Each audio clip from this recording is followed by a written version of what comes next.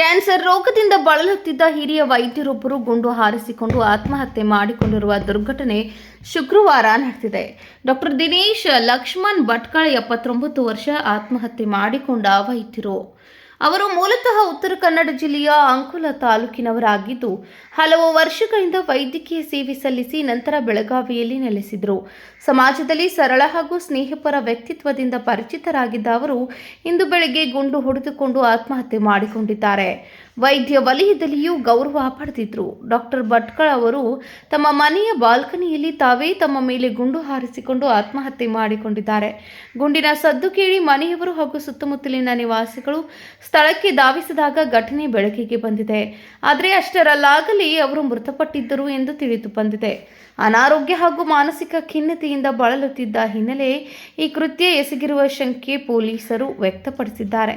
ಆದರೆ ಆತ್ಮಹತ್ಯೆಗೆ ನಿಖರ ಕಾರಣ ಏನು ಎಂಬುದು ತನಿಖೆಯ ನಂತರವೇ ಸ್ಪಷ್ಟವಾಗಲಿದೆ ಎಂದು ಪೊಲೀಸ್ ಮೂಲಗಳು ತಿಳಿಸಿವೆ. ಕೆಎಲ್ಇ ಸಂಸ್ಥೆಯಲ್ಲಿ ಕಳೆದ 4 ದಶಕಗಳಿಂದ ಸೇವೆ ಸಲ್ಲಿಸಿದ್ದ ಹಿರಿಯ ವೈದ್ಯ ಡಾಕ್ಟರ್ ದಿನೇಶ್ ಭಟ್ಕಳ್ ಆತ್ಮಹತ್ಯೆಗೆ ಶರಣಾದ ಘಟನೆ ಬೆಳಗಾವಿಯಲ್ಲಿ ನಡೆದಿದೆ. ಕಾರವಾರ ಜಿಲ್ಲೆಯ ಅಂಕೋಲಾ ಮೂಲದ ಡಾಕ್ಟರ್ ದಿನೇಶ್ ಭಟ್ಕಳ್ ಅವರು ಅಂಕೋಲಾದ ಕೆಎಲ್ಇ ಆಸ್ಪತ್ರೆಯ ಆಡಳಿತಾಧಿಕಾರಿಯಾಗಿಯೂ ಕಾರ್ಯನಿರ್ವಹಿಸುತ್ತಿದ್ದರು. ಆತ್ಮಹತ್ಯೆಗೆ ಮುನ್ನ ಅವರು ಕೆಎಲ್ಇಯ ಕಾರ್ಯಾಧ್ಯಕ್ಷ ಡಾಕ್ಟರ್ ಪ್ರಭಾಕರ್ ಕೋರಿ ಅವರಿಗೆ ವಾಟ್ಸಪ್ ಸಂದೇಶ ರವಾನಿಸಿದ್ದು ಅದರಲ್ಲಿ ತಮ್ಮ ಆರೋಗ್ಯ ಸಮಸ್ಯೆಯನ್ನು ಉಲ್ಲೇಖಿಸಿದ್ದಾರೆ. ನನಗೆ ನೀವು ಇಷ್ಟು ವರ್ಷಗಳ ಕಾಲ ಸಾಕಷ್ಟು ಸಹಾಯ ಮಾಡಿದ್ದೀರಿ. ಆದರೆ ನಾನು ತೀವ್ರ ಎದೆ ನೋವಿನಿಂದ ಬಳಲುತ್ತಿದ್ದೇನೆ. ಆದ್ದರಿಂದ ನಾನು ಕಠಿಣ ನಿರ್ಧಾರ ತೆಗೆದುಕೊಳ್ಳುತ್ತಿದ್ದೇನೆ. ಇದು ನನ್ನ ಸ್ವಂತ ನಿರ್ಧಾರ. ದಯವಿಟ್ಟು ನನ್ನ ಕುಟುಂಬಕ್ಕೆ ಸಹಾಯ ಮಾಡಿ. ನಗರ ಪೊಲೀಸ್ ಆಯುಕ್ತರಿಗೂ ಮಾಹಿತಿ ನೀಡಿ ಎಂದು ಸಂದೇಶದಲ್ಲಿ ಉಲ್ಲೇಖಿಸಿರುವುದಾಗಿ ತಿಳಿದು ಬಂದಿದೆ.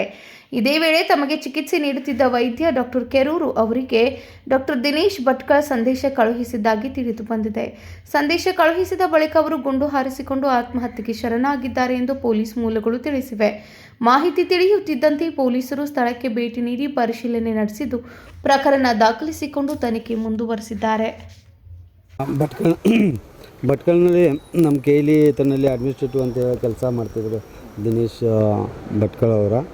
ಕೆಎಲ್ಇ ಹಾಸ್ಪಿಟಲ್ನಲ್ಲಿ 40 ವರ್ಷದಿಂದ ಕೆಲಸ ಮಾಡಿ ಒಂದು ಅಡ್ಮಿನಿಸ್ಟ್ರೇಟಿವ್ ಅಂಥೇಳಿ ಕೆಎಲ್ಇ ಭಟ್ಕಳ್ನಲ್ಲಿ ಕೆಲಸ ಮಾಡ್ತಿದ್ದಾಗ ಲಾಸ್ಟ್ ಒಂದು 3-4 ತಿಂಗಳಿಂದ ಅವ್ರು ಕ್ಯಾನ್ಸರ್ ಡಿಟೆಕ್ಟ್ ಆಯಿತು. ಕ್ಯಾನ್ಸರ್ ಡಿಟೆಕ್ಟ್ ಆದ ಬಳಿಕ ಇಲ್ಲಿ ಟ್ರೀಟ್ಮೆಂಟ್ ತೊಗೋಬೇಕಂಥೇಳಿ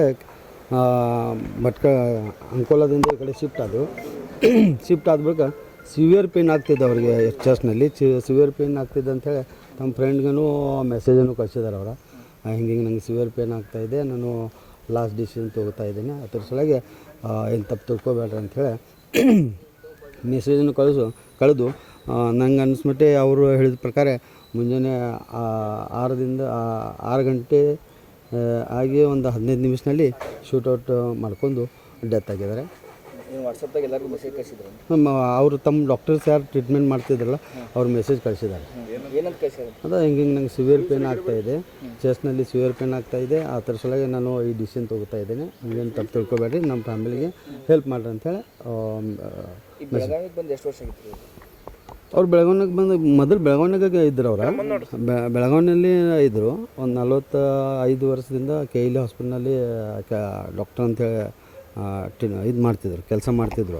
ಆಮೇಲೆ ಭಟ್ಕಳದಲ್ಲಿ ನಮ್ಮ ಅಂಕೋಲಾನಲ್ಲಿ ನಮ್ಮ ಕೆಎಲ್ಇ ಹಾಸ್ಪಿಟಲ್ದು ಇನ್ಸ್ಟಿಟ್ಯೂಟ್ಗಳು ಇದ್ದಾವೆ, ಅದ್ರದ್ದು ಅಡ್ಮಿನಿಸ್ಟ್ರೇಟಿವ್ ಅಂಥೇಳಿ ಕೆಲಸ ಮಾಡ್ತಿದ್ರು. ಈ ಲಾಸ್ಟ್ 3-4 ತಿಂಗಳಿಂದ ಟ್ರೀಟ್ಮೆಂಟ್ ತೊಗೋಬೇಕಂತೇಳಿ ಇಲ್ಲಿ ಬೆಳಗಾವಿ ಬಂದಿದ್ದರು.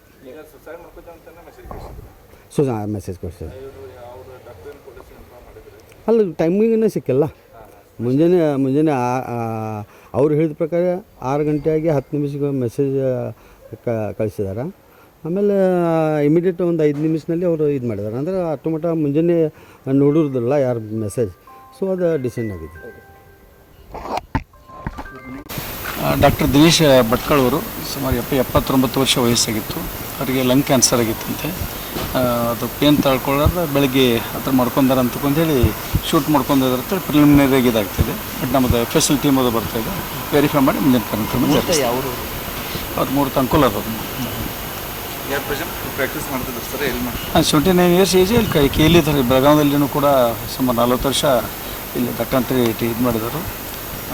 ಸುಮಾರು 2 ವರ್ಷ ನಂತರ ಅವರಿಗೆ ಲಂಗ್ ಕ್ಯಾನ್ಸರ್ ಆಗಿ ಪೇನ್ ಬರ್ತೀವಿ, ಭಾಳಷ್ಟು ಸಿವಿಯರ್ ಪೇನ್ ಆಗ್ತಾಯಿತ್ತು. ಆ ಥರ FSL RFSL ಅದು ಬಂದು ವೆರಿಫೈ ಮಾಡಿದ ನಂತರ ಬಿಟ್ಟು ಮತ್ತೆ ನೀವು ಬೇರೆ ಏನಾದರೂ ಒತ್ತಡ ಬೇರೆ ಏನಿಲ್ಲ ಆ ಥರ ಪ್ರಿಲಿಮಿನರಿ ಆ ಥರ